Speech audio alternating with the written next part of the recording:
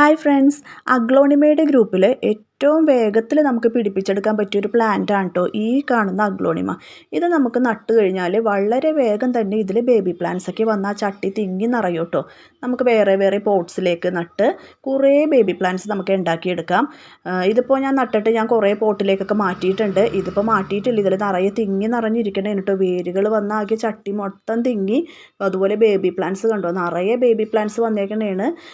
നമുക്ക് ഇപ്പോൾ ആദ്യമായിട്ട് തുടക്കക്കാർക്ക് ഇപ്പോൾ പ്ലാന്റ്സൊക്കെ നട്ട് തുടങ്ങുമ്പോഴേക്കും നമുക്ക് ഈ അഗ്ലോണിമ വെച്ച് കഴിഞ്ഞ് കഴിഞ്ഞാൽ നിരാശപ്പെടാണ്ട് നമുക്ക് കുറേ പ്ലാന്റ്സ് ഇതിൽ നിന്ന് ഉണ്ടാക്കിയെടുക്കാം. ആ സമയത്ത് റെഡ് അഗ്ലോണിമയൊക്കെ ഭയങ്കര ബുദ്ധിമുട്ടാണ്. ഒരു ലീഫ് വരാൻ തന്നെ കുറേ ടൈം എടുക്കും, പിടിച്ച് കിട്ടാനും വളരെ ബുദ്ധിമുട്ടാണ്. ഇത് കണ്ടു, ഇതിൻ്റെ ലീവ്സ് കാണാൻ തന്നെ നല്ല ഭംഗിയാണ്. പിന്നെ ഇതിലൊരു പൂവുണ്ടാകും, ശരിക്കും ഒരു ആന്തൂര്യത്തിൻ്റെ ഷേപ്പിലുള്ള പൂവാണ്. പൂ ശരിക്കും നുള്ളി കളയണം എന്നാണ് പറയുന്നത്. ഞാൻ നുള്ളിയൊന്നും കളയത്തില്ല. എൻ്റെ അഗ്ലോണിമയൊക്കെ പ്രത്യേകിച്ച് അങ്ങനെ ഗ്രോത്തിന് ഒരു കുഴപ്പമൊന്നും വന്നില്ല. പ്രത്യേകിച്ച് ഒരു കെയറിങ്ങിൻ്റെ ഒന്നും ഒരു ആവശ്യമില്ല കേട്ടോ. ലൈറ്റ് ഷെയ്ഡിൽ വെക്കണം.